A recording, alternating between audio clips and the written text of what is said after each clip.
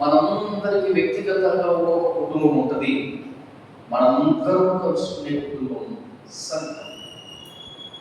So ఈ సంఘం, ఈ కుటుంబంలో నన్ను కూడా ఇలా నిలిపిన దేవుని నేను స్తుతిస్తూ ఉన్నాను.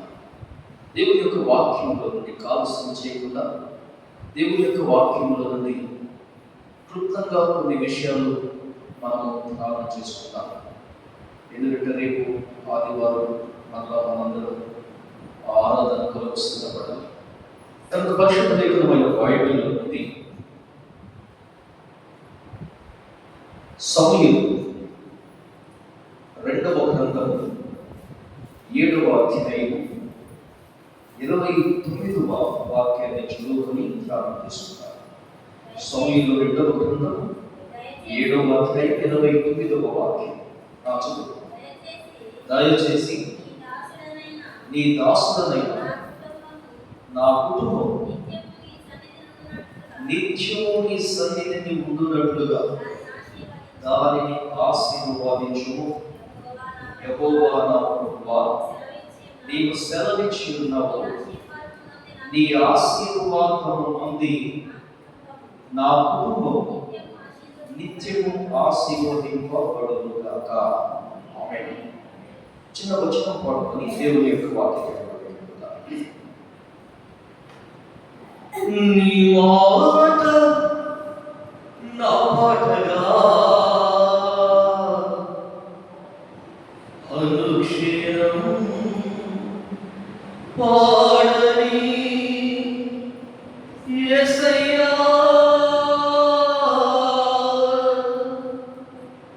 నీ మాట నా పాటగా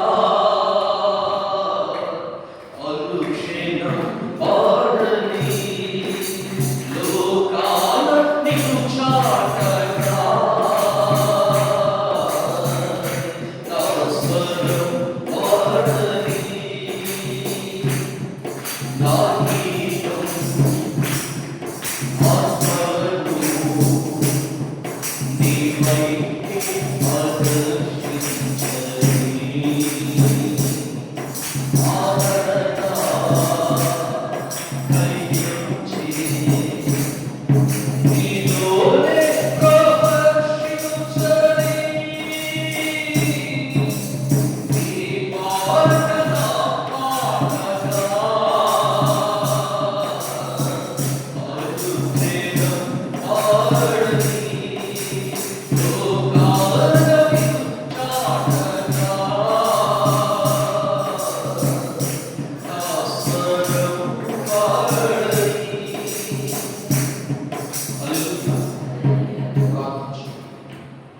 యెహోవా నా ఆశ్రయదుర్గ నా విమోచకుడు.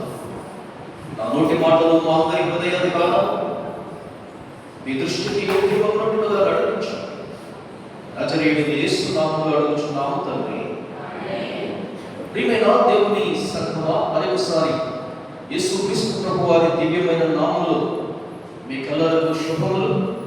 అదేవిధంగా ఒక చక్కని తీర్మానం, కుటుంబ ఆశీర్వాద కూడిక అనే ఒక మంచి టైటిల్ తోటి మీ అందరినీ ఆశీర్వాదంలోనికి నడిపించడానికి సిద్ధం చేస్తూ ఇలాగ అనేక మంది సేవకులను పిలిపించి దేవుని యొక్క వాక్యాన్ని, ఆత్మీయ ఆహారాన్ని మీకు అందింపజేస్తున్న దైవజనులకు నా హృదయపూర్వకమైన నేను కృతజ్ఞత వందనాలు తెలియజేస్తున్నాను. మీ అందరిని బట్టి దేవుని స్తుతిస్తూ ఉన్నాను. నన్ను పరిచయం చేసుకోవాల్సిన అవసరం లేదు, ఎందుకంటే మీ అందరికీ నేను బాగా తెలుసు కనుక ఇక పరిచయం ఏం అవసరం లేదు. కానీ ఒక చక్కని టైటిల్, కుటుంబ ఆశీర్వాద కూడిక. కుటుంబము అంటే ఏంటి? కుటుంబములకు ఆశీర్వాదము ఎలా వస్తుంది?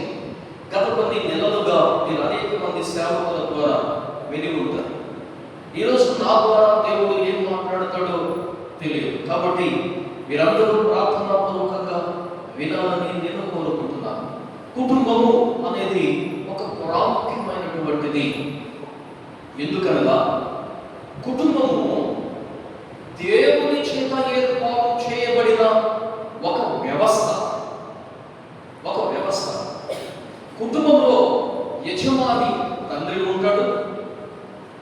యజమానురాలు తల్లి ఉంటుంది, వారికి కలిగిన సంతానము ఉంటారు.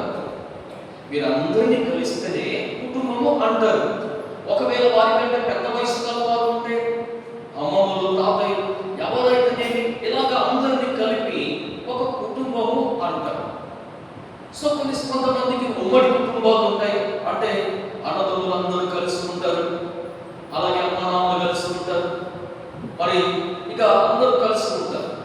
ఇది ఉమ్మడి కుటుంబము అంటారు. కొంతమంది విడివిడిగా ఉంటారు. విడివిడిగా ఉండటం అంటే ఒక్కొక్కసారి ఫర్ ఎగ్జాంపుల్ ఉద్యోగరీత్యా కానీ, పని రీత్యా కానీ ఎక్కడెక్కడో ఉండి స్థిరపడి అక్కడ ఆ కుటుంబం వరకే ఉంటారు. కొంతమంది అన్నదమ్ములకి, తోడు కోడలకి, లేక అక్క కోడలకి ఇలాగా ఏదో ఒక సమాధానం లేనటువంటి పరిస్థితి వచ్చి వారు వేరువేరుగా ఉండి కుటుంబాన్ని నడిపిస్తూ ఉంటారు. సరే, ఏదైనా కుటుంబమే, సింగిల్ కుటుంబం, సింగిల్ ఫ్యామిలీ ఫ్యామిలీ, లేక ఉమ్మడి కుటుంబమైనా కుటుంబమే. ఈ కుటుంబము ఫస్ట్ ఆఫ్ ఆల్ కుటుంబము అంటే ఏమిటి, దీని గురించి నేను కొంత వివరణ ఇస్తాను. ఈ కుటుంబము దైవికమైన వ్యవస్థ. దైవికమైన వ్యవస్థ అంటే దేవుడు ఏర్పాటు చేసినటువంటి ఒక వ్యవస్థ కుటుంబం. ఎలా దేవుడు ఏర్పాటు చేశాడు? దేవుడైన ప్రభు మొట్టమొదటిగా మనం ఆది కాండంలోనికి వెళ్ళినప్పుడు ప్రియమైన దేవుడి ప్రజలారా, దేవుడు సర్వ సృష్టిని చేశాడు. సృష్టిలో దేవదూతలతో ఒక కుటుంబాన్ని ఏర్పాటు చేసుకున్నాడు. కానీ ఒకానొక ప్రధాన దూత యొక్క ప్రభావం వల్ల దేవుని చేత ఏర్పాటు చేయబడిన ఆ కుటుంబం చిన్న భిన్నం అయిపోయింది. ఆ యొక్క ప్రధాన దూత అణిచివేయబడ్డాడు. ప్రియమైన దేవుడి ప్రజలారా, ఆ తరువాత భూమి నిరాకారముగాను శూన్యముగాను తయారైపోయిందని గ్రంథము చెప్తుంది.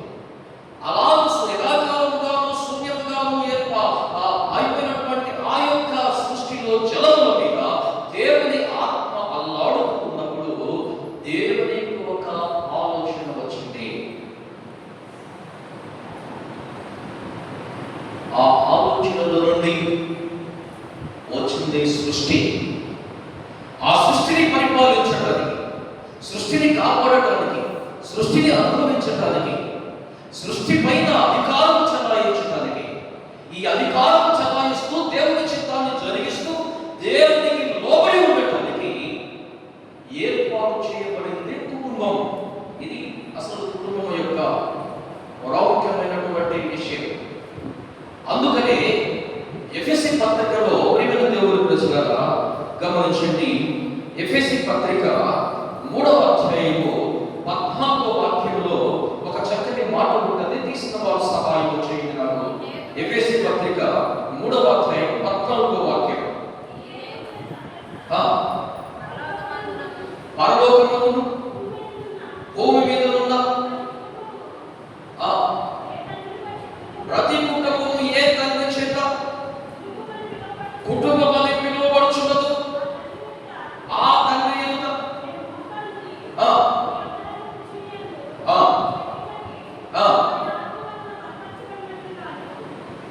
దేవుని స్తోత్రకాలు కలుగుగా. పరలోకమందును భూమి మీదను కుటుంబం అనేది ఎవరి చేత ఏర్పాటు చేయబడింది అని అంటే ఒక తండ్రి ఉన్నాడు. ఆ తండ్రే దేవుడు. ఆ తండ్రే దేవుడు. నా ప్రియమైన దేవుని ప్రజలారా, చాలా మందికి కుటుంబం యొక్క విలువ తెలియక కుటుంబమును చిన్న భిన్నం చేసుకుంటూ ఉంటారు. గమనించండి, అసలు కుటుంబం అనేది ఎవరి చేత ఏర్పాటు చేయబడిందని చెప్తున్నాడు? పరలోకపు తండ్రి. ఆ తండ్రిని బట్టే కుటుంబం అని పిలువబడుతుంది. ఆ కుటుంబాన్ని దేవుడు ఎలా ఏర్పాటు చేశాడు అంటే యజమానిని తన యొక్క చిత్తానుకూలంగా తన సహస్తాలతో చేశాడు. యజమానురాలిని ఆ యొక్క వ్యక్తిలో నుండి తీసి మాంసమును ఎముకను తీసి కుటుంబముగా తయారు చేశాడు. అంటే యూనిటీ ఇన్ డైవర్సిటీ. వింటున్నారా? ఒకటే అంశం కానీ ఇద్దరుగా కనబడుతున్న స్వరూపం. కుటుంబం అంటే అది. విన్నారండి? కుటుంబం అంటే అది. నా ప్రియమైన దేవుని ప్రశ్నను గమనించండి. దేవుని యొక్క ప్రణాళిక అది. దేవుని యొక్క ప్రణాళిక అది.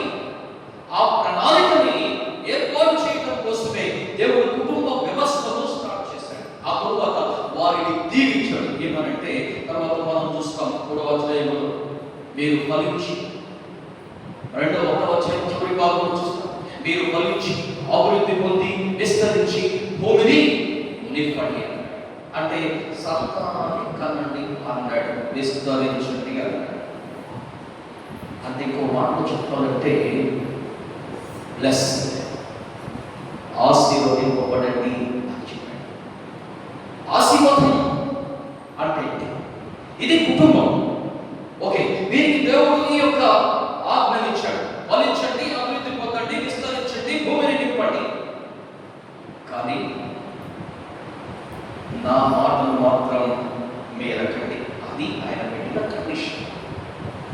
అన్నీ చేయమన్నాడు, సమస్తం మీద అధికారం ఇచ్చాడు, అన్నిటినీ తినమన్నాడు. కానీ ఒకటే ఒక కండిషన్ పెట్టాడు దేవుడు.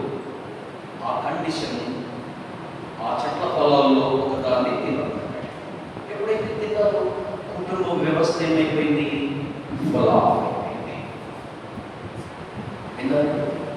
కుటుంబము ప్రియమైన దేవుడు ప్రజలారా పతనము కావటానికి లేక పాపము ఎంటర్ కావటానికి, దేవుని సహవాసం నుండి దూరపరచబడటానికి కారణం ఏమిటి అని అంటే మానవులు దేవుని యొక్క ఆజ్ఞను మీరడమే.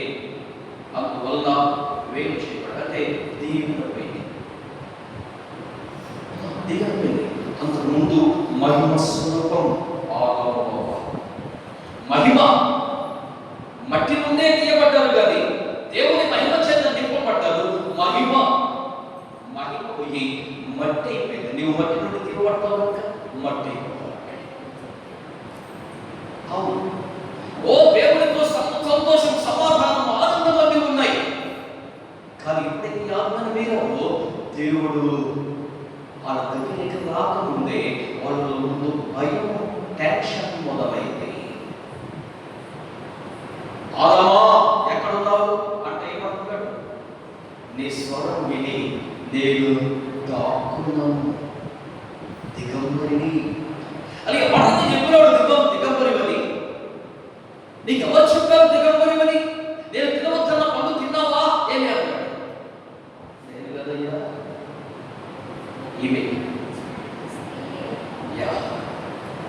ఈరోజు కుటుంబంలో అప్పుడప్పుడు నేను వాళ్ళతో మాట్లాడుతున్నప్పుడు నేను ఓకేనన్నా, నేను అన్ని విషయాలు చాలా జాగ్రత్తగా, ఏమి పొదుపు లేదు, మాట లేదు, నేను చెప్పినట్టు చేయదు అని భర్తలు కంప్లైంట్ చేస్తా ఉంటారు. కొంతమంది కుటుంబాల్లో నేను ఎంత గంటలు వచ్చిందన్నా, అసలు ప్రతిదీ నా మీదే వేస్తాడు అని అడుగుతుంది కదా, నా వల్ల ఏమైంది పిల్లల కోసమని ఇలా కంప్లైంట్ చేస్తూ ఉంటారు. ఒకరి మీద ఒకరు. ఎక్కడి నుంచి వచ్చింది కంప్లైంట్? ఎక్కడి నుంచి వచ్చింది? అవాదం వచ్చింది. సో కుటుంబము పతనమైంది. పరలోక తండ్రి యొక్క సహవాసములకు ఎప్పుడైతే దూరమైందో ఆ కుటుంబం, అప్పటి నుంచి ప్రియమైన దేవుని ప్రజలారా జీవము మరణమైంది, మహిమ మట్టైపోయింది. నా ప్రియమైన దేవుని ప్రజలారా సంతోషము, సమాధానం అనేది భయము, టెన్షన్, ఆందోళన చివరికి భయంకరమైనటువంటి విపత్తులోనికి ప్రవేశించింది. ఇదిగో అందుకని దావీదు ఒక చక్కని ప్రార్థన చేస్తున్న ఆ ప్రార్థనలో ఉన్న సత్యం నాకు ఒక విషయం జరుగుతుంది. ఏ సందర్భంలో ఈయన ఆ మాట చెప్పాడు అనంటే, ఈయన ఒక మంచి మందిరాన్ని కట్టాలని అనుకున్నాడు. సమస్తము సమకూర్చాడు, నా ఫోన్లో పిలిచాడు. సో ఇలా నేను చేశారు ప్రవక్త గారు, నేను ఎలా ముందుకు వెళ్ళాలి అన్నాడు. యెహోవా నీకు తోడై ఉన్నాడు, నీకు తోచిందంతా చేయమన్నాడు. కొన్ని సార్లు ప్రవక్తలు కూడా తప్పుదారు పట్టిస్తూ ఉంటారు. మీలో ఎవరికైనా ప్రవచనాల మీద లేకపోతే ఇంకా వేరే వాటి మీద అతి నమ్మకం ఉంది నాకు తెలియదు, కానీ బైబిల్ స్పష్టంగా చెప్తుంది. మొదటి కొరింథీ పత్రిక 13వ అధ్యాయంలో ప్రవచనములైనను నిరర్థకము, భాషలైనను నిలిచిపోవు, జ్ఞానమైనను నిరర్థకము. మనం కొంతమందికి ఎరుగుదుము, కొంతమందికి ప్రవచించుతున్నాము. పూర్ణమైనది వచ్చినప్పుడు పూర్ణం కానిది నిరర్థకం. అంటే కొన్నిసార్లు ప్రవచనాలు నిరర్థకము. కాబట్టి ప్రవచనం మీద ఎప్పుడూ నీవు నమ్మకం ఉంచు.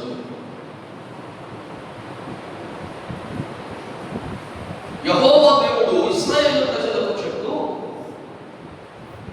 ఒకవేళ అవి జరిగినను మీరు నమ్మకండి అన్నాడు. ఎందుకంటే ఇది అంత్యకాలం కదా.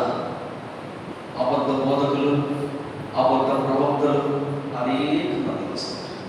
గొర్రె చర్మంగా తోడేలు వాడు. ఆ చర్మం తీసేస్తే కదా అది తోడేలు అర్థం కాదు. అప్పటిదాకా అర్థం కాదు. కనుక మీరు దేవుని వాక్యాన్ని పరిశీలిస్తూ దేవుని వాక్య ప్రకారమే బ్రతకండి అని దేవుని యొక్క వాక్యంలో యేసు ప్రభువు చెప్పారు. ఏమనుకోకండి, ఒక కుటుంబంలో ఒక తండ్రి తల్లి బిడ్డల పక్షుల వచ్చిన ఒడే మరణంతో మనకు తెలుసు. వారి కంటే బిడ్డలను ఎక్కువగా ప్రేమించేవాడు ఎవడు ఉండడు. ఉండదండి, ఉండదు. తల్లిదండ్రుల కంటే ఎక్కువగా ప్రేమించే, ప్రేమ చూపించే వారు ఎవరు కూడా ఉండరు ఈ లోకంలో. సర్వోన్నతమైన వారే వాళ్ళు చూపిస్తారు. కానీ వాళ్ళ మాటలు పిల్లలు చూడడం తింటారా? పిల్లలు చాలా మంది కట్టుకోవడానికి గల కారణాలే. అలాగే యాకోబు తండ్రి మీ మీద ఎక్కువ ప్రేమ చూపిస్తాను. నేనైనా ఇక్కడికి వస్తాను, వాక్యం చెప్పాడు చెప్తా వెళ్ళిపోతా. కానీ మీ మీద మీ కొరకు సమస్తములో తనదిగా ఎంచుకొని మీ పక్షులుగా నిలవబడగలిగిన వారు ఎవరు అంటే, మీ కష్టాలు కలిగి, బాధలు కలిగి, ఉన్నటువంటి విషయాలు కలిగి, ప్రతి దాంట్లో కూడా మీకోసం ఎల్లప్పుడూ నిలిచి ప్రార్థన చేసే వాళ్ళు ఎవరంటే మీ సేవకుడే. నేను ఒకటే చెప్పేస్తున్నా, మీ సేవకుడే. మీ సేవకుని ఉన్నంత ప్రేమ మీ మీద ఎవరికి కూడా. ఎందుకంటే మీరందరూ ఆయన కన్న బిడ్డలు.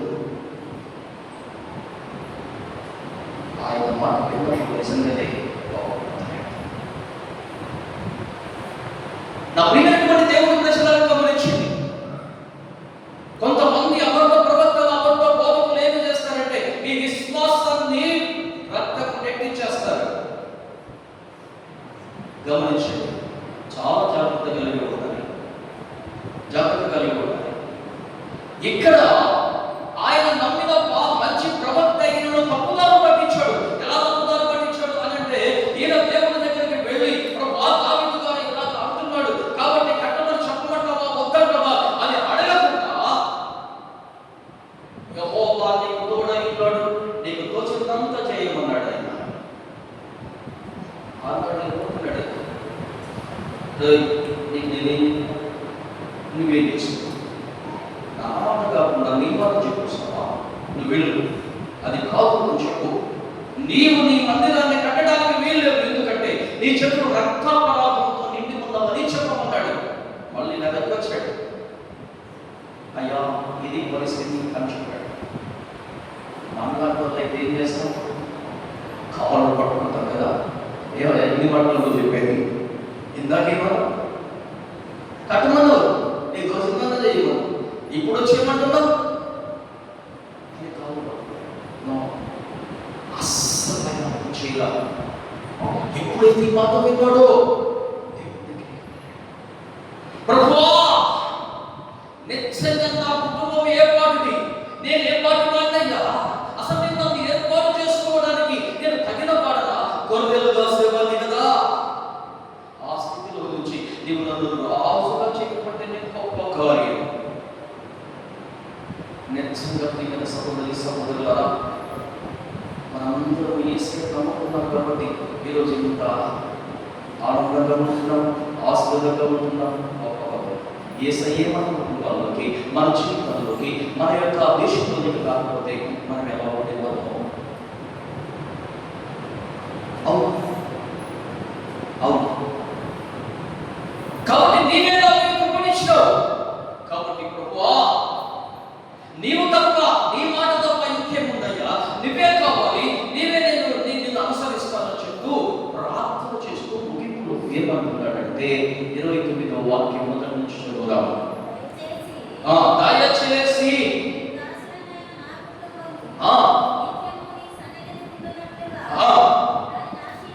హల్లెలూయా హల్లెలూయా. ఎంత మంచి దేవుడవయ్యా, ఎంత మంచి దేవుడవేసయ్యా, నా చింతలన్నీ తీరేనయ్యా నిన్ను చేరగా. ఎంత మంచి దేవుడవేసయ్యా, ఎంత మంచి దేవుడవయ్యా, ఎంత మంచి దేవుడవేసయ్యా, నా చింతలన్నీ తీరేనయ్యా నిన్ను చేరగా. ఎంత మంచి దేవుడవేసయ్యా, నా చింతలన్నీ తీరేనయ్యా నిన్ను చేరగా. ఎంత మంచి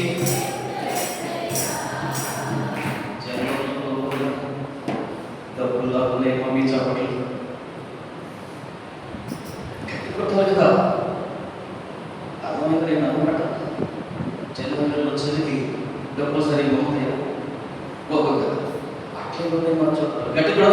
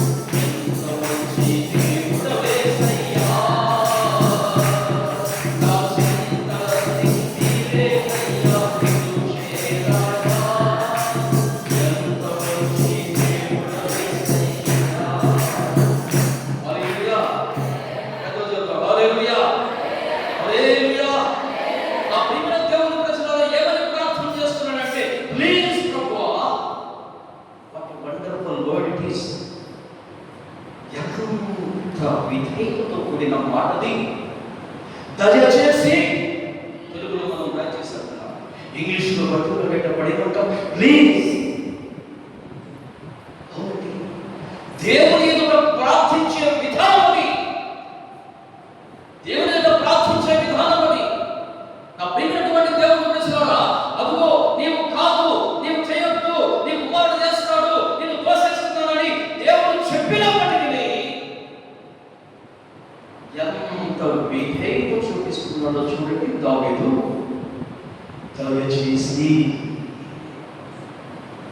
మనం కొన్ని సార్లు దేవుని ప్రజలారా బాగా ప్రార్థన చేస్తున్నప్పుడు కష్టాలు వచ్చినాయనుకోండి, బాధలు వచ్చినాయనుకోండి, శ్రమ వచ్చిందనుకోండి, ఏం చేస్తామంటే దేవుడికి అసలు నా మీద కనికరమే లేదు, ఎందుకు ప్రార్థన చేయాలంటావు? నో, నీ కష్టం నీకు ఒక అనుభవాన్ని నేర్పాలి. నీ కష్టంలో నీవు బహుగా ఆనందించాలంటే ఆ కష్టంలో నీవు తట్టుకొని నిలబడాలి. అప్పుడు దేవుడు చేసిన కార్యాన్ని బట్టి నీవు ఆనందిస్తావు. ఇప్పుడు పాస్టర్ గారు సాక్ష్యం చెప్పారేమని మరణంలో నుండి జీవంలోనికి దేవుడు తీసుకొని వచ్చాడు. నేను నిలబడ్డానని చెప్తున్నాను. దేవుడు నాకున్న ప్రార్థనను ఆలకించి పైకి లేపాడు. నా కుటుంబాన్ని అలా నిలబెట్టడానికి సహాయం చేశాడు ఆయన. నేను ఒక్కనే కాదు, నా తర్వాత నలుగురు తమ్ముళ్ళు ఉన్నారు పెళ్లిళ్ళు కాకుండా. వారందరి బాధ్యతలు మోయవలసిన తల్లి ఆమె. దేవుడు కొన్ని శ్రమలో ఒక అనుభవం దేవుడు మనకు నేర్పిస్తాడు. దానికోసం మనం ఎదురు చూడాలి. దాని ఎదురు చూస్తున్నాడు. నిజమే ప్రభువా, ఒకేనయ్యా, నువ్వు చెప్పిన దానికి నేను లోబడతాను, కానీ దయచేసి నా కుటుంబాన్ని నీ సన్నిధి నుంచి మాత్రం త్రోసివేయకు. దేవుని స్తోత్రం కలుగును గాక. హల్లెలూయా, హల్లెలూయా. నా కుటుంబాన్ని నీ సన్నిధి నుంచి దూరం చేయకు, నిత్యము నీ సన్నిధి నుండి దాన్ని ఆశీర్వదించు. ఎందుకంటే నీ సన్నిధిని విడిస్తే నా కుటుంబానికి పుట్టగతులు. అది దావీదు యొక్క ఉద్దేశం. ఎంత రియలైజేషన్, ఎంత అద్భుతమైనటువంటి రియలైజేషన్. అవును, నా ప్రియమైనటువంటి దేవుని ప్రజలను గమనించు. ప్రభువే లేకపోతే తన కుటుంబానికి అసలు ఆధారమే పునాదే లేదండి. ప్రభువే మనలో అలాంటి ఆలోచన వచ్చి దేవుడు నాకు పని అనుకున్నప్పుడు చేయలేదు.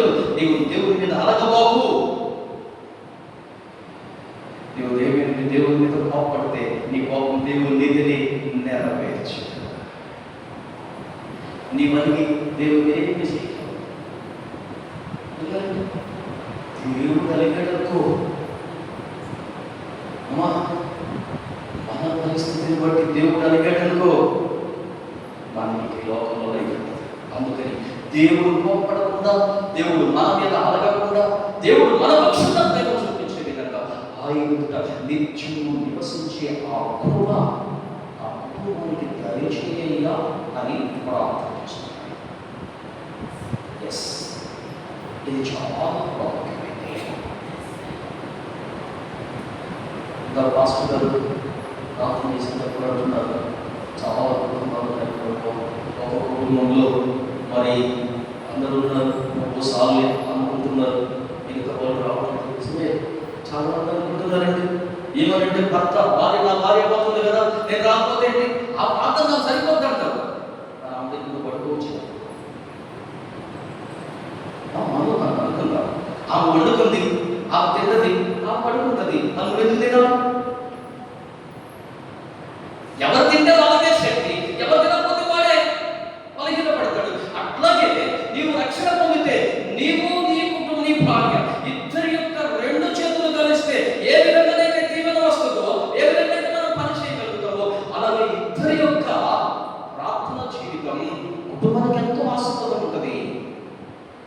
ఒక్క ఆమె ఎంతసేపు ఇలా చేయకుంటే మా సంఘంలో ఒక సహోదరులు ఉండేవారైనా ఈ మధ్య చనిపోయారు కరోనా టైంలో. మా సంఘంలోకి వచ్చినప్పుడు రోజు ప్రార్థన చేసేవాడు, వాళ్ళు లేకుండా ప్రార్థన చేసేవాడు. అంటే యేసయ్యా తలన్నీ ఇంట్లోనే ఉన్నాయి, మొండెల మందిరంలో ఉన్నాయి. అందువల్ల ఈ మొండెకి ఎంత కొట్టుకున్నా ప్రతిఫలం లేవట్లేదు. ఆ తొలొచ్చి ఈ మొండెని కదులుకొని అర్థమవుతుందా? ఈ తలొచ్చి మొండెని కదులుకున్నప్పుడు ఈ శరీరం బాగా పనిచేస్తుందయ్యా. కాబట్టి ఆ తలపడి వచ్చి అతుక్కునేటట్టు చేయమయ్యా ప్రార్థన చేస్తాను. అలాంటి పురుషుడికి స్త్రీకి తలపడు పురుషుడు కదా, మొండెలో స్త్రీ, ఈ రెండు అతుక్కోవాలని ప్రార్థన చేస్తాడు ఆయన. నెచ్చండి పాపం లేడు, చనిపోయాడు ఇశ్రాయేలు. ఆ పాస్టర్ గారు కూడా తెలుసు. అయ్యో, తల పాడైపోతూ ఉంటే, తలకు ఇబ్బంది కలుగుతుంటే, తలలో ఒకవేళ లోపం ఏర్పడితే శరీరం బలహీనపడుతుంది. అవునండి, కుటుంబ యజమాని సరిగా లేకపోతే, కుటుంబ యజమాని సరైనటువంటి భక్తి జీవితంలో కానీ సరైనటువంటి స్థితిలో లేకపోతే, నా ప్రియమైన దేవుని ప్రజలారా, ఆ ఎఫెక్ట్ అంతా ఎవరి మీద ఉంటుందంటే కుటుంబం మీద, భార్య మీద మొదట ఉంటుంది, తర్వాత పిల్లల మీద కూడా ఉంటుంది. సో అందుకనే కుటుంబ యజమాని ముందు దేవుని యొద్దకు రావాలి. ఈ వాక్యం వింటున్నటువంటి సహోదరులారా, ఒకవేళ మీరు ఏమేమి అనుకోండి కానీ ఈరోజు సత్యం చెప్తున్నాను, మా కుటుంబాలు ఆశ్రమంగా లేకపోవడానికి గల కారణం ఏంటంటే ఓన్లీ ముందే మేకుంటుంది, తలలు దూరంగా ఉంటున్నాయి. అందువల్లే సరైనటువంటి ప్రతిఫలము, ఆశీర్వాదము కుటుంబంలో కనపడట్లేదు. క్రీస్తు ప్రభు దగ్గరికి రావాలంటే ఏమనుకుంటున్నారంటే, ఆడవాళ్ళకి ప్రార్థన మాట్లాడాలనుకుంటున్నా, రేపు ఏసైనా చోటు మిమ్మల్ని నిలబెట్టినప్పుడు మీరేం సమాధానం చెప్తారు? అవును, కుటుంబ యజమానులారా, మీరు మీ కుటుంబంలో ఒక మూల స్తంభం మీరు లేకుంటే కుటుంబమే లేదు కనుక మీరు ముందు కుటుంబానికి కట్టిన క్రీస్తు ప్రభువుకి ముందు మీరు లోపడాలి. సో అలా లోబడినప్పుడు ఆశీర్వాదం ఉంటుంది. అందుకనే ఈ కీర్తనకారుడు చెప్తూ, దయచేసి ప్రభువా నా కుటుంబమును నిత్యము నీ సన్నిధిలో ఉండునట్లుగా చేయి. మొదటి మాటది.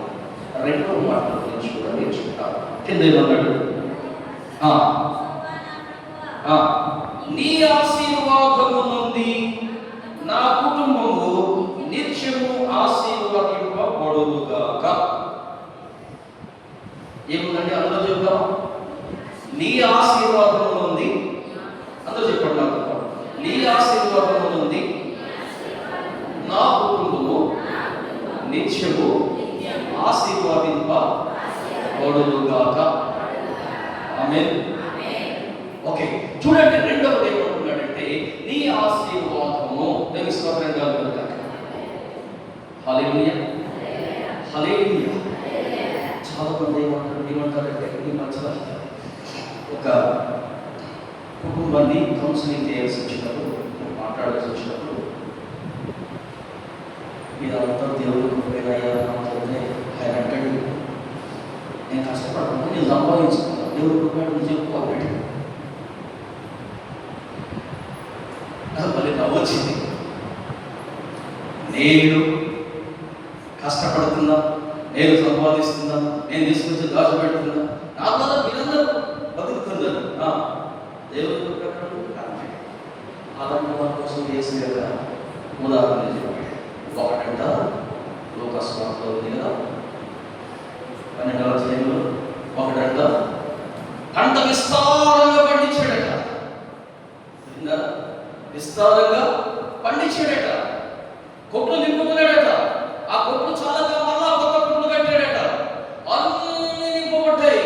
ఓ సంతోషం ఎక్కువైపోయింది. ఒక్కొక్క దగ్గరికి పోతున్నాడు, ఒక్కొక్క కొట్టును చూస్తున్నాడు. ఇంత సంపాదన నా శక్తి యుక్తుల ద్వారా సంపాదించలేదు. అనేక సంవత్సరాలు తిన్నా తరగని ఆస్తి ఉంది నాకు. కాబట్టి మై సోల్, నా ప్రాణమా, ఓకే, విస్తారంగా ఆస్తి నీకు సమకూర్చబడి ఉన్నది. సుఖించుము, తినుము, త్రాగు, సంతోషించుమని తన పురాణంతో చెప్పుకుందాం, చెప్పుకుందాం అనుకున్నాడు.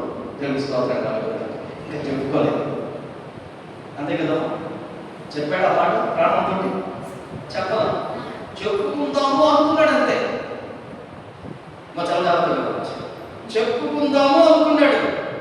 సుఖించుము, తినుము, త్రాగుము, ఇక నీ ఇష్టం ఏదైనా చేయి అని చెప్పుకోవాలి అనుకున్నాడు. అంతే, ఇంకా చెప్పుకోలేదు. అప్పుడు దేవుడు ఏమన్నాడట? వెర్రివాడా, thou fool, ఈ రాత్రి నీ ప్రాణంలో చూస్తారు, నీవు సంపాదించినది ఎవరి మన కష్టము శక్తి యుక్తిని అనుకుంటున్నావేమో. దేవుడు తలుచుకుంటే అదేది దేవుడు అక్కడికి రాదు. గమనించండి, ఓ గొప్ప పేరు సంపాదించుకుంది. ఆదికాండమే 11వ అధ్యాయంలో శిలారణ్యంలో ఓ పెద్ద గోపురం కడుతున్నారు. దేవుడి మాట వినకుండా నోవా సంతానం విన్నా పైకి ఆకాశం కట్టి దేవుని దగ్గరికి వెళ్ళాక కట్టుకొని గొప్ప పేరు సంపాదించుకుందామా అనుకుని కడతా ఉన్నారు. దేవుని స్తోత్రం కలుగుగాక. దేవుడు దిగి వచ్చాడంటే చూద్దామని. ఒక్కడి నోట్లో కూడా దేవునికి వచ్చిన స్తుతి లేదు. ఒక్కడి నోట్లో కూడా దేవునికి వచ్చినటువంటి మాట లేదు, ఘనత లేదు. దేవుడు చూసాడు. వెంటనే వాసులు ఏం చేశాడు? దారుణం చేశాడు. దేవుని స్తోత్రం కలుగుగాక. హల్లెలూయా, హల్లెలూయా, హల్లెలూయా. కాబట్టి దేవుడు ప్రజల గొప్పగా కట్టారు. ఆ యొక్క గోపురం ఏమైంది? మధ్యలో ఆగిపోయింది. గొప్పగా సంపాదించుకున్న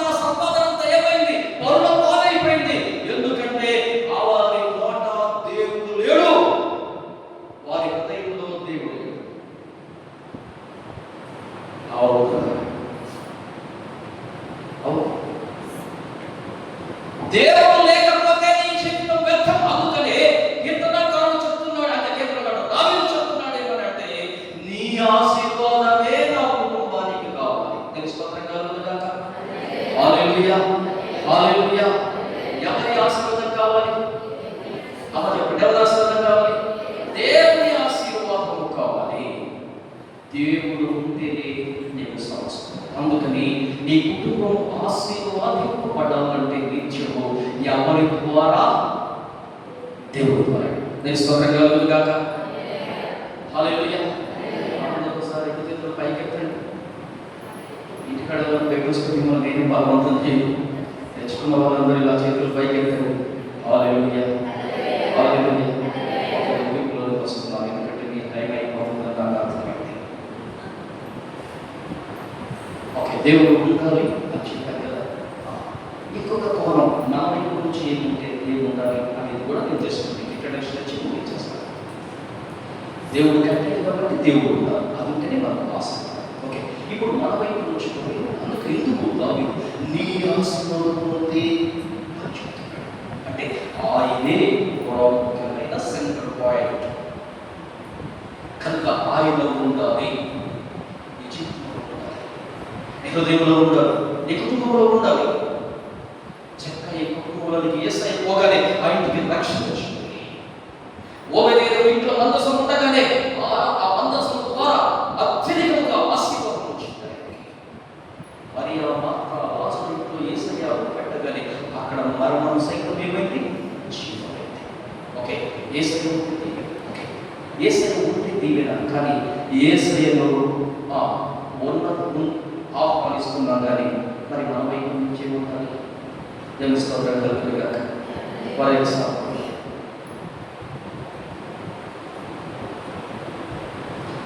నాకు శరీరం బలహీనత అవుతుంది. డాక్టర్ గారు ఏం చేశారంటే మంచి మందులు రాశారు, తీసుకుని వచ్చాను. ఉదయం ఇది ఒకటి వేసుకోయా, మళ్ళీ సాయంత్రం ఒకటి వేసుకో, అవసరమైతే మధ్యాహ్నం వేసుకో, దీంతో పాటు ఆహారం తిను అన్నాడు. నాకు మిగతాది బద్ధకం అనుకున్నాను, నేను చెప్తున్నాను ఏమన్నా బద్ధకం. అందువల్ల కొంతమంది చేస్తారంటే బలవంతం చేస్తామని నోటి నుంచి ఇక్కడ పెట్టుకొని బొగ్గులు నీళ్ళు ముంగేసి వాళ్ళు పోయి తడ కూసి పడేస్తాం. తినలేదు, రోగం వద్ద పైపెచ్చు ఇంకా అదర్ సింటమ్స్ వచ్చేసి రోగం ఏమైంది? పెద్దదైంది. ఇప్పుడు ఇది యేసయ్యను మేము నమ్ముకున్న తరువాత ఆయన ఇంట్లో వచ్చుకుంటే మాత్రమే సరిపోదు, దానికి ఒక మార్గం ఉంది. కుటుంబం ఆశీర్వదింపబడాలంటే బైబిల్లో ఒక ఛానల్ కీర్తనకారుడే చెప్తున్నాడు. 128వ కీర్తనలో చూద్దాం. ఓకే, యెహోవా యందు భయభక్తులు కలిగి ఆయన త్రోవల యందు నడుచువారందరూ ధన్యులు. నిశ్చయముగా నీవు నీ చేతుల కష్టార్జితము అనుభవించదవు. నీవు ధన్యుడవు, నీకు మేలు కలుగును. నీ లోగిట నీ భార్య ఫలించు ద్రాక్షవల్లి వలె ఉండును. నీ భోజనపు వల్ల చుట్టూ నీ పిల్లలు ఒలీవ మొక్కల వలె ఉందురు. అక్కడ ఇది పెళ్ళిళ్ళప్పుడు మనం చదువుతా ఉంటాం కదా. అవును, చాలా ప్రాముఖ్యమైన మాట ఇది. యెహోవా యందు భయభక్తులు కలిగి ఉండటం అంటే ఆయన్ని మనం ఆహ్వానించి మన కుటుంబంలో ఉంచుకుంటూ ఆయనకు భయపడటం, ఆయన చెప్పినట్టు చేయటం వెరీ గుడ్, మంచిది. అది మనకు ధన్యత. తెలుసుకోగలగాలి అనగా బ్లెస్సింగ్, ఆశీర్వాదం. ఆ ఆశీర్వాదం ఎలా ఉంటుంది అంటే కింద చెప్తున్నాడు, నిశ్చయముగా నీవు నీ చేతుల కష్టార్జితము అనుభవించవు. అంటే మన కష్టార్జితము మనమే అనుభవిస్తాం, వేరే వాడికి అనుభవించనివ్వలేము. ఈ రోజుల్లో చాలా మందిని చూస్తూ ఉంటారు, కష్టపడుతున్న పాపం ఆయన రోజుకు 1000 రూపాయలు అయినా 500 అయినా కష్టపడి సంపాదిస్తుంది. కానీ అందులో ఇంటికి వచ్చేది ఎంత? 200, 300 వస్తుంది. మిగతా తర్వాత ఎక్కడికి పోతుంది? అభివృద్ధికి పోతుంది. అంటే వేరే వాటిలో అనుభవించి అనుభవించడానికి పోతుంది. పోనీ అతని దగ్గర నుంచి తీసుకున్నటువంటిది ఇతనికి ఏమైనా మేలుకరమవుతుందా? లేదు. తాగుతాడు, తాగడం ద్వారా ఆరోగ్యం పాడవుతుంది, సమాజంలో చెడ్డ పేరు వస్తుంది, విధాన కుటుంబము ఇబ్బందుల పాల్గొతుంది, ఎన్నో రకాల డబ్బు వేస్ట్ అయిపోతుంది. ఇలాగ ఎన్నో నష్టాలు ఉన్నాయి, తెలుసుకోవట్లేదు. ఒకటి ఉన్నాడు, ఎందుకో దేవుడు నాకు ఇలా చెప్పు అని చెప్తే నేను వెళ్ళి చెప్పాను. తమ్ముడు, రోజుకి ఎంత కావాలో అంటే 30 రూపాయలు అన్నాడు. అప్పుడు ఇప్పుడు దాదాపుగా 7 సంవత్సరాలు. రోజుకు 30 రూపాయలు అంటే నెలకు ఎంత అవుతుంది లెక్కేయాలి, సంవత్సరానికి ఎంత అవుతుంది లెక్కేయాలి. మొత్తం వాడు మొదలుపెట్టిన కాడ నుంచి తాగే వరకు ఎంత ఎంత వేస్ట్ చేశాడంటే 1,50,000 రూపాయలు వేస్ట్ చేశాడు. 1,50,000 రూపాయలు వేస్ట్ చేశాడు. సో ఇదంతా నేను కష్టం. చివరికి ఏమన్నాడు తెలుసా? నేను కష్టపడతాను, నేను రాబోదు, నీకు ఎప్పుడు అన్నాడు.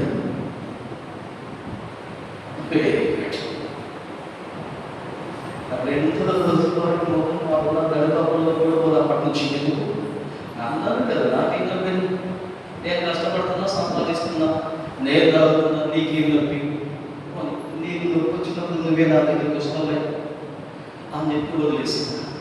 ఒక 3 సంవత్సరాలు తాగుతా ఏం లేదు. దానివల్ల నరాలు బలహీనపడి చొచ్చుబడిపోయి ఊగుతున్నాయి. తాగి కింద పడ్డాడు, తలకు దెబ్బ తగిలింది, విందకి కాలికి దెబ్బ తగిలింది. భయంకరమైన నొప్పితో తట్టుకోలేక హాస్పిటల్ దగ్గర ప్రార్థన చేయడానికి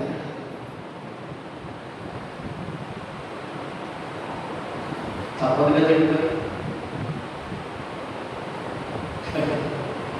ఎక్కడికైనా హాస్పిటల్ పోవాల్సిందే, తప్పదు. తిట్టినోడి దగ్గరికి పోవాలి, కొట్టినోడి దగ్గరికి పోవాలి, అందరి దగ్గరికి పోవాలి, అందరితో సమానం. ఎందుకంటే మా బాధ్యత అది. ఆత్మీయ బిడ్డలు కదా, తండ్రి ప్రేమ తల్లి ప్రేమ చూపించాలి. తప్పదు. నా పక్కన చూడాలి,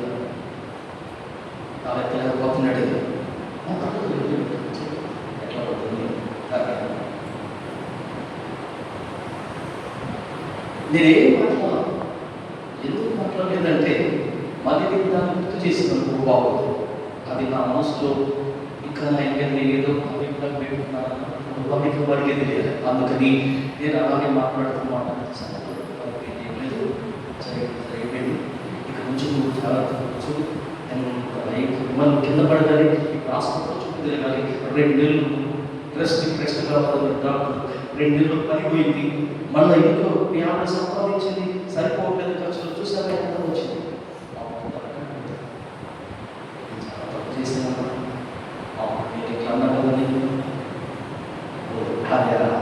అయిపోయింది కూడా నాకు గుర్తులేదు, నేనేం బాధపడలేదు. ఇప్పటి నుంచి ఏమో చాలా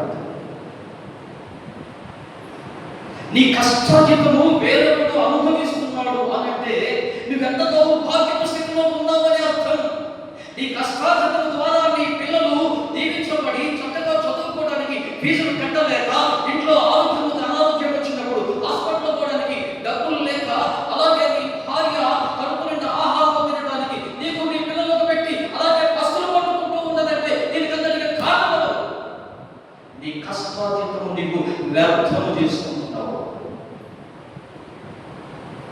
ఉన్నవే సహోదరుడా, గమనించు, నీ కష్టాలను నువ్వే అవుతున్నావు, కానీ నువ్వే కదా నీ కుటుంబానికి నీకు బాధ తెచ్చుకుంటున్న మనసంగా తెలుసుకుంటే ఎంత బాగుంటుంది.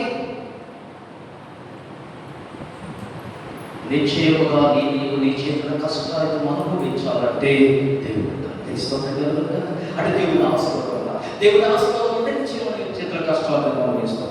రెండవది, నీవు ధన్యుడు, నీవు మేలు. ఆశీర్వాదం అంటే మేలు తెలుసుకోగలుగుగా. దేవుని బిడ్డలు ఆహారంలో ఉన్నారనుకుంటాం, ఎవ్వరు సహాయం చేయలేకపోతున్నారు. దేవుని దగ్గరికి ప్రార్థన చేయడం చేస్తారా? చేయడం నాకు తెలిసిన ఒక సపోర్ట్ నా అనుభవం నేను చెప్తాను, కానీ ఒక సపోర్ట్ గురించి చెప్తాను నేను. పాపం వీడిసి వచ్చిన వాడు ఆ అబ్బాయికి ఒక్కడే కొడుకు. వాళ్ళ అమ్మ ఇళ్ళలో అడుగులు తోమి బ్రతికిస్తుంది. 30,000 డొనేషన్ కట్టాలి, డబ్బులు లేవు. నేను లాస్ట్ వెయిట్ ఎక్కడ వెతికింది ఎక్కడ డబ్బులు దొరకలా. నిజంగా జరిగిన అనుకో, నా కళ్ళతో నేను చూసిన అనుకో, ఆ బాబు కూడా నాకు చాలా పేరుగా ఉన్న బాబు.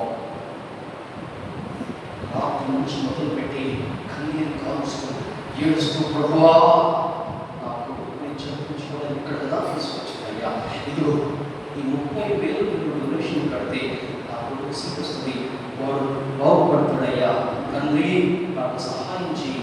ఎవరి దగ్గర చేయించాలట, సహాయం దొరకలేదని ఏడ్చి ప్రార్థన చేసుకుందట. తెల్లవారిపోతుంది. అంట్లు తోమడానికి వాళ్ళ ఇంటికి వెళ్ళింది ఆమె, బ్యాంక్ మేనేజర్ గారి ఇంటికి. అంట్లు తోముతుంది. రోజులాగా సంతోషంగా ముఖము లేదు. ప్రార్థన చేసే వాళ్ళు ఊరికనే కనిపెడతారండి బయట వాళ్ళు. విన్నారా? ప్రార్థన చేసే వాళ్ళు ఊరికనే కనిపెడతారండి బయట వాళ్ళు. కనిపెట్టాడు అయినా, ఏంటమ్మా ఏమైంది, ఎందుకు నువ్వు ఇట్లా దుఃఖంలో ఉన్నావు, బాధపడుతున్నావు అంటే, ఏం లేదయ్యా, లేదు చెప్పు, ఏంటి బాధ చెప్పంటే, ఇక సంగతి అయ్యా, నా కొడుకు సీట్ వచ్చింది, డబ్బులు లేవయ్యా అంటే, పిచ్చిదారా నన్ను అడిగితే నేను చేయకపోయినా, లేదు బ్యాంక్ ఓపెన్ చేసినట్టు ఆయన కదా, నా అకౌంట్లో డబ్బులు తీసేసానని 30,000 తీసేసాడు. నేను స్తోత్రం కలుగునుగా. హల్లెలూయా, హల్లెలూయా. దేవుడు చేసే ఎంతో గొప్పవి. అవి కంటికి కింద పడవు, చెవికి వినపడవు, హృదయానికి గోచరము. ఆ తరువాత బ్లెస్సింగ్ ఎట్లా ఉందట, నీళ్ళు నీ భార్య పలుచు ద్రాక్ష వలె ఉండదు, నీ భోజనము వలచు, నీ పిల్లలు ఓలేవు మొక్కలు. అంటే ఎంత సంతోషం, కుటుంబం ఆనందంగా ఉంటుంది. అది ఆశీర్వాదము అన్నాడు. దాని స్తోత్రం కలుగును కాక. హల్లెలూయా. వెనకేసుకోవాల్సిన అవసరం లేదు, ఎక్కువ బ్యాలెన్స్ ఉండాల్సిన అవసరం లేదు. ఏ పూట ఆ పూట ఆహారం, ఏ పూట కాకుండా అవసరాలు, ఏ పూట కాకుండా కావాల్సిన వస్త్రాలు, ఇవి ఉంటూ సంతోషంగా భార్య బిడ్డలు సంతోషంగా ఉండే ఆ జీవితం కంటే గొప్పదేమో అదే పరలోకం. దాని స్తోత్రం కలుగును గాక. హల్లెలూయా, హల్లెలూయా. అయితే ఇది పొందాలంటే మనం ఏమి చేయాలి? పైన వచనంలో చదివితే, యెహోవా యందు భయభక్తులు కలిగి ఆయన త్రోవల యందు నడుచువాడు ధన్యులు.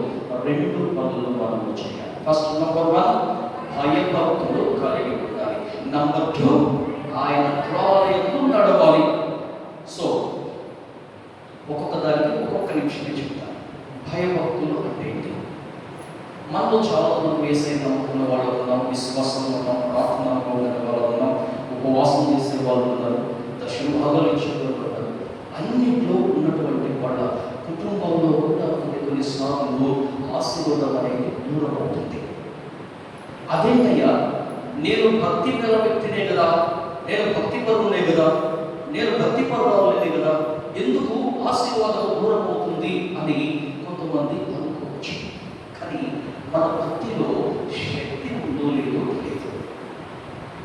శక్తి అంటే ఏదో ఎక్కడి నుంచో తెచ్చుకుంటే వచ్చేది కాదు.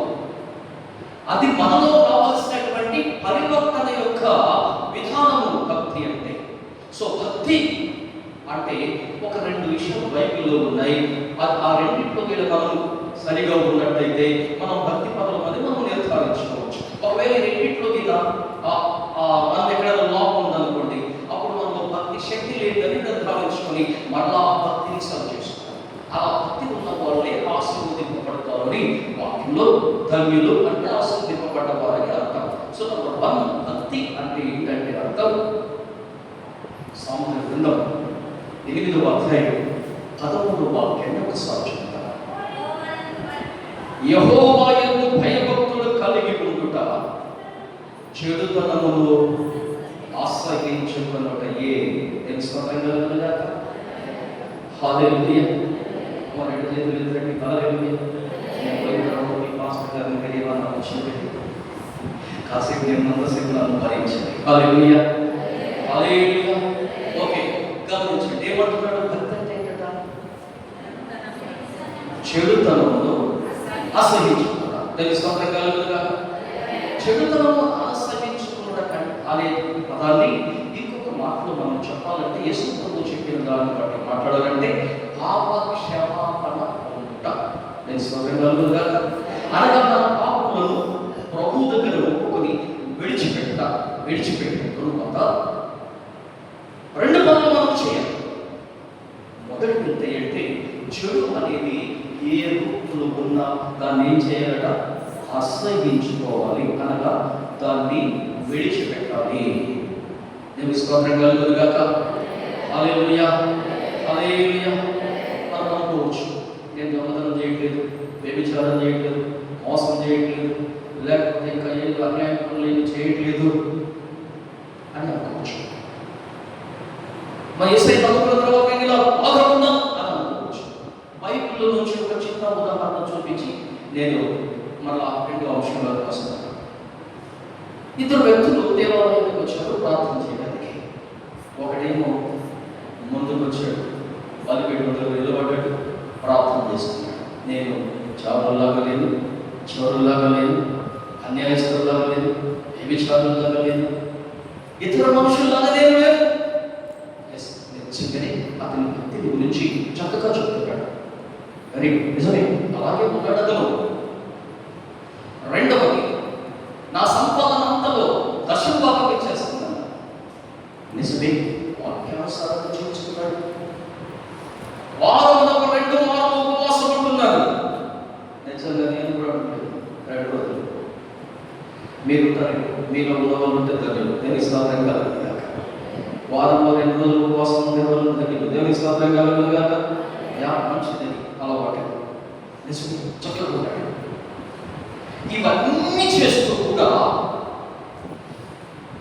వెనక ప్రార్థన చేస్తున్నటువంటి అతని వైపు చూపించి, ఈ సుఖరి వలనైన ఉండనందుకు నీకు కృతజ్ఞతాస్తుతులు చెల్లిస్తున్నాము అన్నాడు. అంటే పొరుగు వాళ్ళు ఏం చేశారు? చేసి చూపించాడు, ద్వేషించాడు.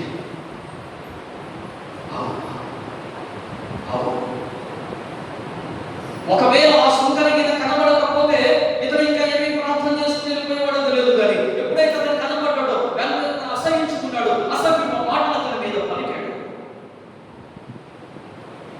గొప్ప గొప్ప పాపాలు నీవు చేసి ఉండకపోవచ్చు.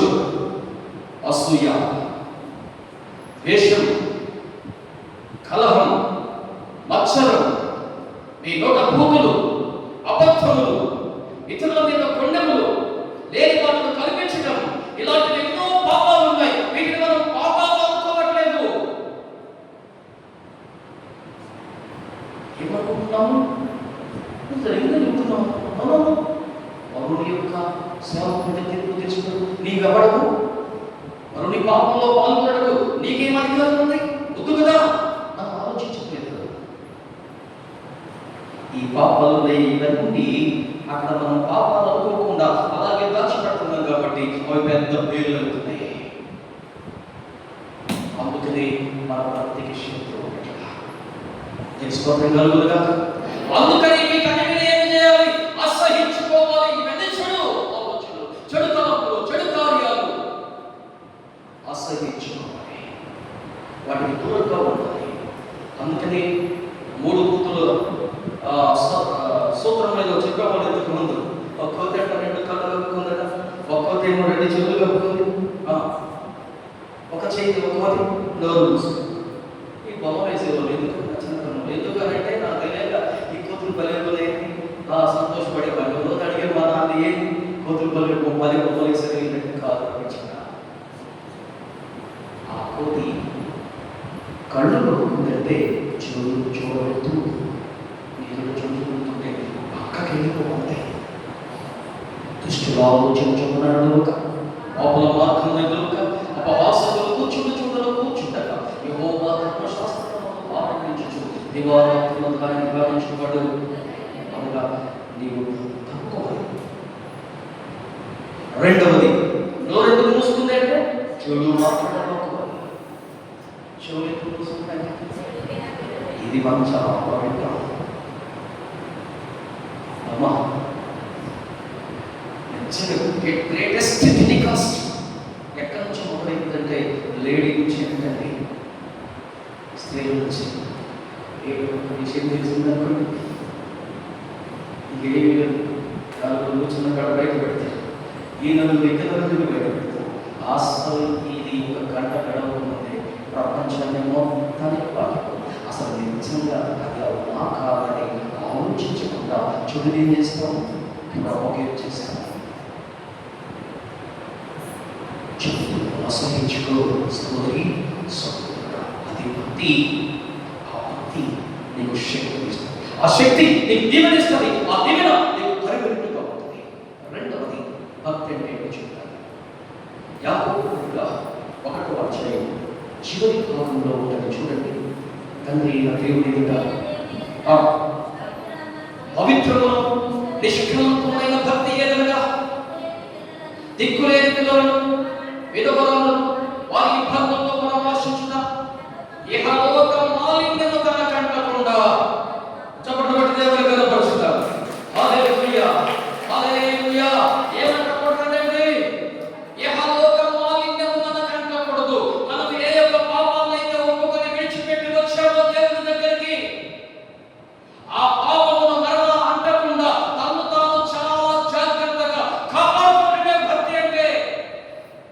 ఇదిగో యెహోవా యందు భయభక్తులు అంటే అర్థం ఏంటంటే ఇది మొట్టమొదటిగా చెడుతనమును అసహించుకోవడం, అనగా విడిచిపెట్టడం, ఒప్పుకోవడం, సరి చేసుకోవడం, దిద్దుకోవడం. రెండవది భక్తి ఏంటంటే మరలా ఆ యొక్క పాపము అంటకుండా తను తాను కాపాడు. ఇదే భయభక్తులు అంటే. అలా భయభక్తులు కలిగి ఆయన వాక్య ప్రకారం నడిచేవారు ఆశీర్వదింపబడతారు. తెలుసుకోండి గాక. హల్లెలూయా, హల్లెలూయా. ఓ అలాగే ఏ కుటుంబం అయితే ఉంటుందో, కుటుంబ యజమాని, కుటుంబ యజమానురాలు, కుటుంబంలో ఉన్న బిడ్డలు ఈ విధమైనటువంటి భక్తిలో ఉంటారో, కుటుంబానికి కర్త ఎవరు? దేవుడే చెప్పాడు కదా. కట్టిన వారు ఎవరు? దేవుడే చెప్పాడు కదా. కనుక ఆ కట్టిన వారి యొక్క నుంచి వచ్చే దీవెను సమృద్ధిగా అనుభవిస్తూ మన జీవితంలో కృపను ఆశీర్వాదాన్ని పొందుకుంటాం. ఆలోచించారా? దీవెనకు ఆశీర్వాదానికి ఇదే ప్రాముఖ్యమైన రహదారి. అలా జీవిస్తూ మన కుటుంబంలో దీవెన పొందుతారు. ఆత్మదేవుడు తన కార్యములను మీ అందరి పక్షమున జరిగించుగాక. ఆమేన్. దేవుడు మనం దీవించుగాక. ఈ అవకాశం నాకు కల్పించిన మా ప్రియతముడు వరకుమార్ గారికి, వాస్తవ గారికి, సంఘమైన మీ అందరికీ వందనాలు. ప్రత్యేకంగా సమయం చాలా అయింది కూడా, అయినా ఓపికతో మీ అందరూ విన్నాను. మీకు హృదయపూర్వకమైన వందనాలు తెలియజేస్తున్నాను. చాలా సంతోషంగా ఉంది. మీకు ఒక్కరు కూడా అలా చక్కగా విన్నారు. అందుకు మీ అందరికీ వందనాలు. దేవుడు మనం దీవించుగాక.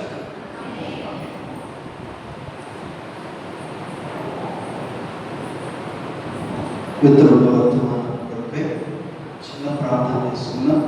కలుగుతున్నాం, కలుగుతున్నాం. ఒకసారి మనం పరిశుభ్రం చేసుకుని మన స్థితిగతులు ఎలా ఉన్నాయో, మన కుటుంబ పరిస్థితులు ఎలా ఉన్నాయో, ప్రభువా నా కుటుంబాన్ని నీ ఆశీర్వాదాన్ని పొందుకున్నట్టు అర్హత కలిగిన కుటుంబంగా మార్చుకుంటాను. ప్రభువా మీరు నాతో మాట్లాడేందుకు స్తోత్రాలని ఒక చిన్న ప్రార్థన కుటుంబ పక్షంగా చేసుకున్నట్లయితే ప్రభు ఖచ్చితంగా కార్యం చేస్తాడు. ప్రార్థన చేద్దాం, ప్రార్థన చేద్దాం. సకల ఆశీర్వాదములకు కారణభూతమైన మా ప్రియ పరలోకపు తండ్రి పరిశుద్ధ ప్రభువునికి స్తోత్రాలు.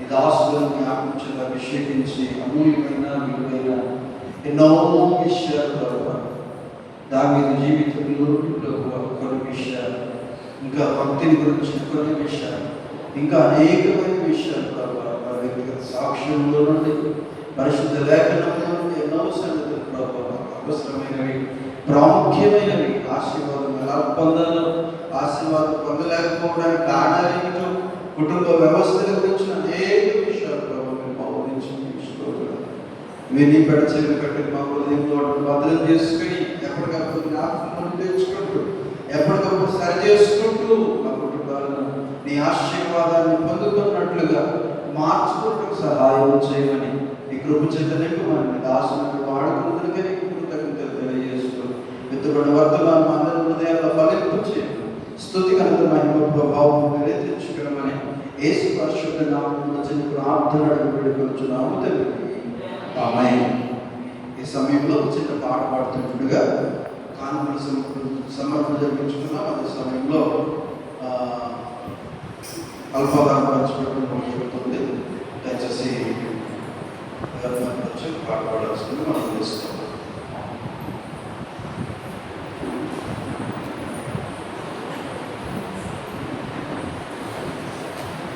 అక్కడ వచ్చి పాట పాడండి.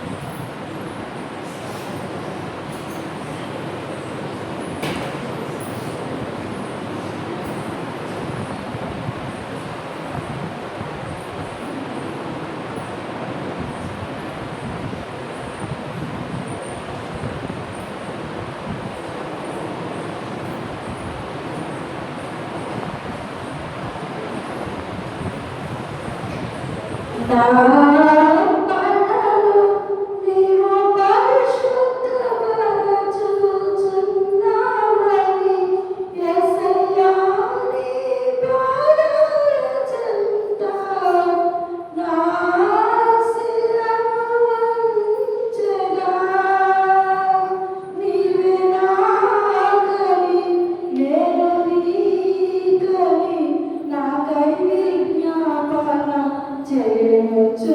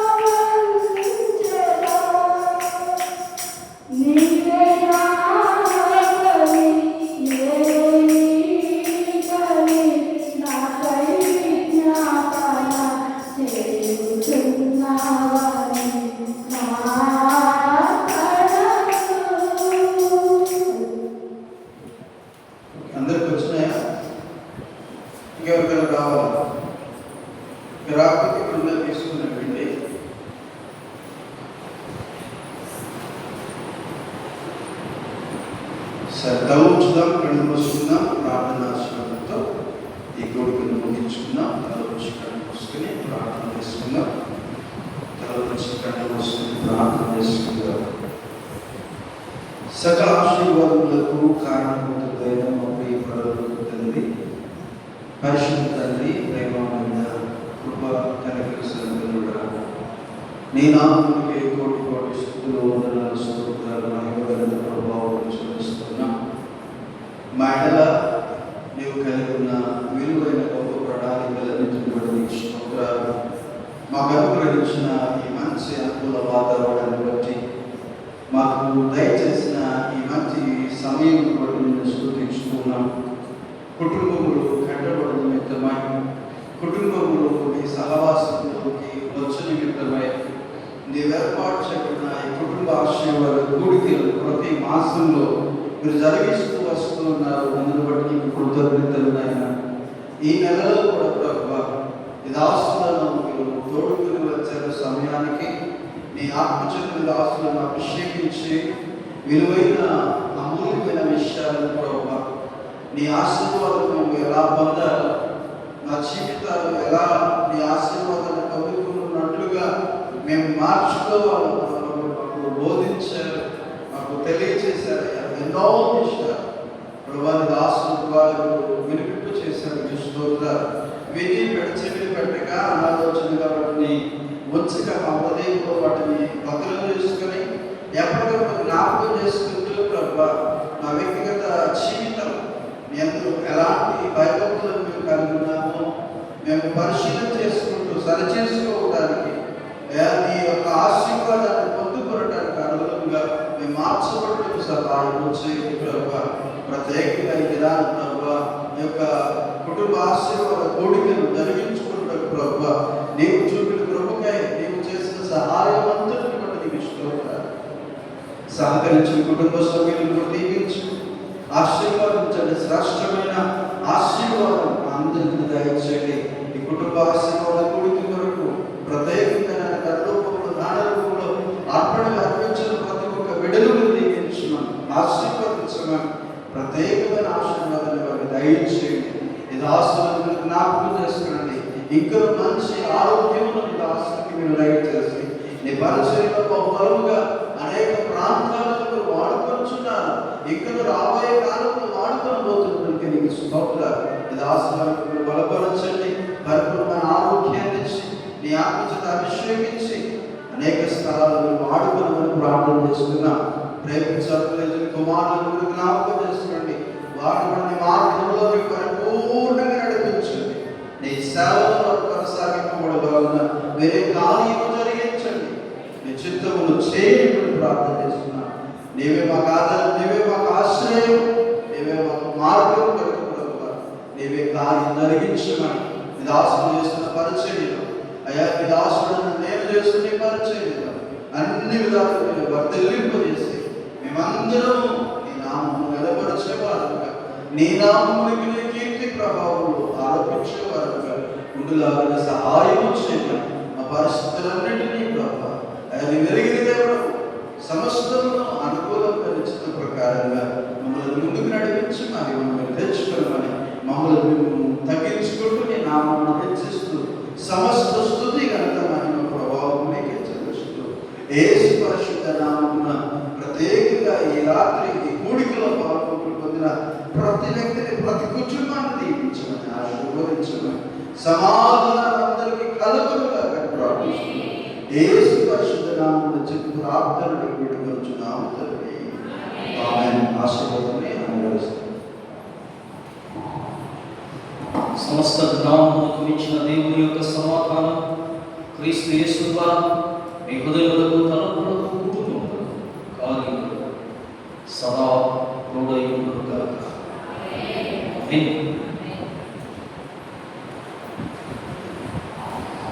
అందరికీ వందనాలు. మంచి విలువలను మనం అందించిన ప్రత్యేక వందనాలు, కృతజ్ఞతలు. చేరొచ్చు మీ అందరికీ